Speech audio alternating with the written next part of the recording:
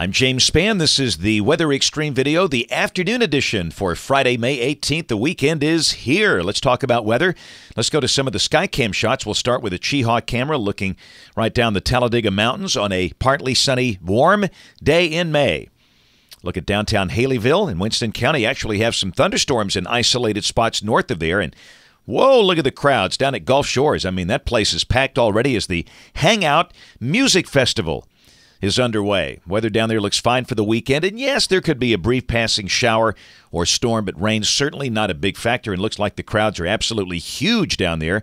I can imagine how many people will be down there tonight. All right, we'll check the water vapor satellite view across the nation. Upper low is east of the state. The big trough out west will probably not affect us too much. That might drag a cold front down this way by about Tuesday. Temperatures are in the 80s as expected. Mostly low and mid-80s at 2 o'clock. Tuscaloosa 85, and we'll see numbers like that, maybe a tad warmer this weekend. And around the nation, warm air surging northward up into the high plains. Mid-80s up into Minnesota. Cooler to the east and west.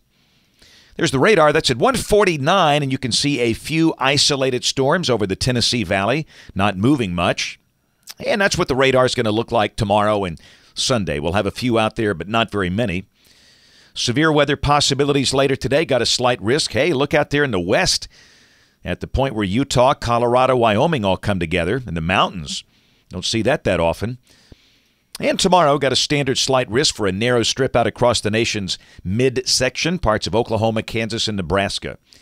And on day 3, which is Sunday, low-end 5% probabilities through Texas up into parts of Illinois.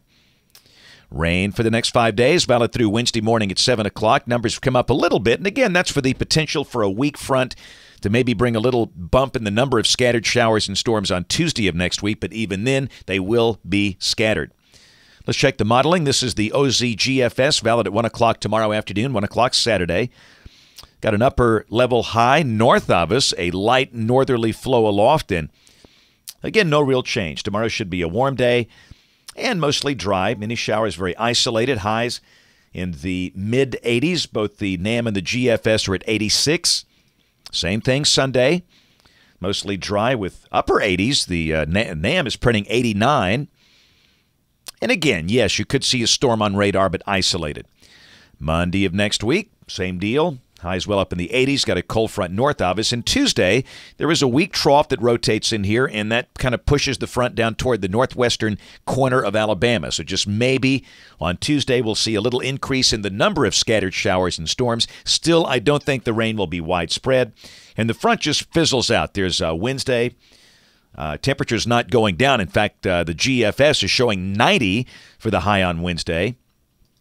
Thursday, dry, and a week from today, same deal. Very warm, dry. Any showers very isolated, and it looks like highs over the latter part of next week around 90 as the thickness values have come up, which means we must be getting close to summer. Speaking of that, we'll check the end of the forecast, June 3rd, and that will be into meteorological summer. And that looks like a June map right there, ridging over the Gulf, storm track north of here, and again, the weather stays very quiet. That's it for the Weather Extreme video this afternoon. We'll have notes on the blog. My next video will be Monday morning at 7. Brian Peters, the man that looks like Colonel Sanders, will have the updates tomorrow and Sunday. Thanks for watching. Have a great weekend, and God bless. The first thing you've got to understand, you cannot rely on an outdoor siren. You cannot hear those inside a home, a building, a church.